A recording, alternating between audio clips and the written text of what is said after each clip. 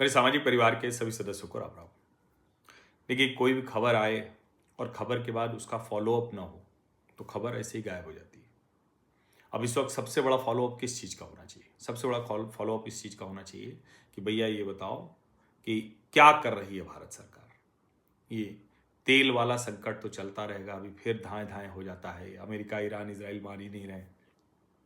हम कैसे कर रहे हैं?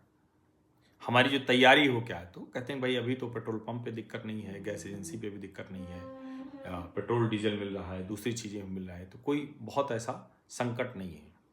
तो फिर तो भारत क्या कर रहा है?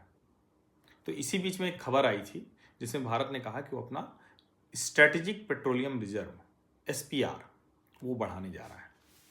अब जाहिर है कि स्ट्रेटेजिक पेट्रोलियम रिजर्व बढ़ाना ही पड़ेगा किसी भी देश को, क्योंकि ऐसे संकट तो कभी भी हो सकते हैं ना। कोई भी अचानक सटक सकता है और एक मिसाइल दाग सकता है, तो अगर एक बार कर देगा तो वो रुकता नहीं है। हम रशिया यूक्रेन भी देख रहे हैं, इसराइल और फिलिस्तीन भी देख रहे हैं, हमास वाला, इसराइल, अमेरिका और ईरान भी देख रहे हैं। तो कहीं भी युद्ध एक बार शुरू हो जाए तो रुकता नहीं। संकट होता है इन सब चीज़ों को, सबको असर पड़ता है, ऐसा नहीं कि सिर्फ भारत को असर पड़ रहा है, सबको असर पड़ता है। तेल वाला तो सबको है।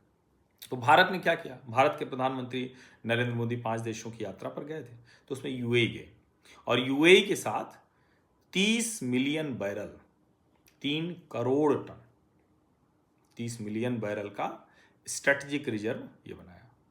इस बार सिर्फ ऑयल का नहीं है, जो गैस का रिजर्व है वो भी बनाने की तैयारी है। अब सवाल ये कि इसमें हुआ क्या? तो मैं ये खबर देख रहा था और मुझे लगा कि ये आपको बात करनी चाहिए।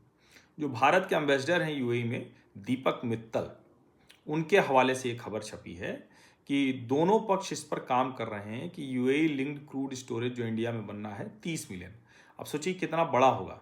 अभी तक है जो यूएई वाला वो 5.8 मिलियन बैरल का है, टोटल स्टोरेज इतना यही है। और अब नया बनेगा। अभी जो नया बनेगा तो क्या है?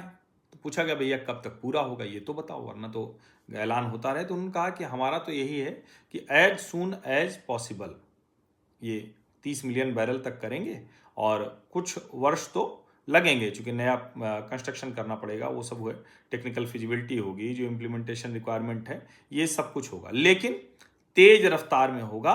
और दोनों पक्ष जो है ना, स्टोरेज मॉडल कैसा होगा, कमर्शियल अरेंजमेंट कैसा होगा, ये सब कुछ, क्रूड कहाँ होगा, और इस तरह से। इसमें एक और चीज़ की गई, ये जो स्ट्रेटेजिक पेट्रोलियम रिजर्व होगा ये भारत में भले होगा, लेकिन इसको दूसरे देशों को भी बेचा जा सकेगा। Strategic reserves can be used in different ways. Some storage can be part of our strategic reserve and some can also have a commercial dimension. यानी हम करेंगे, रिजर्व तो करेंगे ही करेंगे, लेकिन उससे हम कमाई भी कर सकें। तो ये भी एक उसमें है कि भारत को तो बेचा जाएगा, दूसरे देशों को भी बेचा जा सके। और जाहिर है एनर्जी सिक्योरिटी तो सबसे बड़ा मसला है, और ये बार बार दोहराना पड़ता है, लेकिन सच तो यही कि 88% हम ये तेल मंगाते हैं बाहर से। अच्छा, अच्छी चीज़ ये है कि भारत सरकार ने 20% के ऊपर का जो, यानी E20+ जो है, E22, E35, E30, उस सब पर एक्साइज ड्यूटी हटा दी है।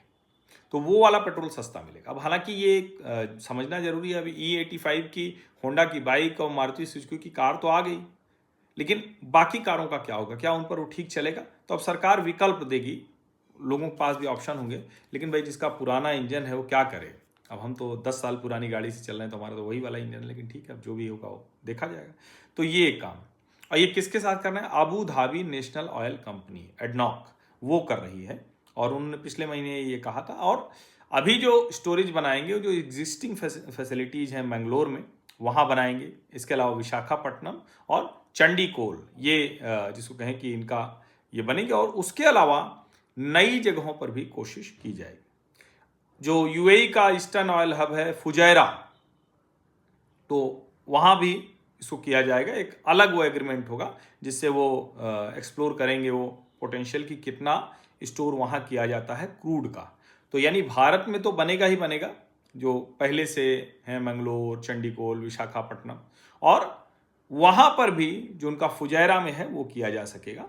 और चूंकि ये बार बार है कि भाई सिर्फ पेट्रोल डीजल भर से नहीं होगा, यानी क्रूड भर से नहीं होगा, हमें गैस का रिजर्व भी तैयार करना होगा। तो इस पर भी काम किया जा रहा है। अब जाहिर है समय तो इसमें लगता ही है, और जो LPG LNG है वो हमने देखा कि कैसे वो काम आई है, किस तरह की चीज़ों में। तो ओवरऑल हमें लगता है कि भारत सरकार इस मामले में सही डायरेक्शन में, 5.8 से $30 मिलियन 30 मिलियन बैरल, तो हम उस दिशा में ठीक जा रहे हैं। तो ये खबरें जरूरी होती हैं समझने के लिहाज से।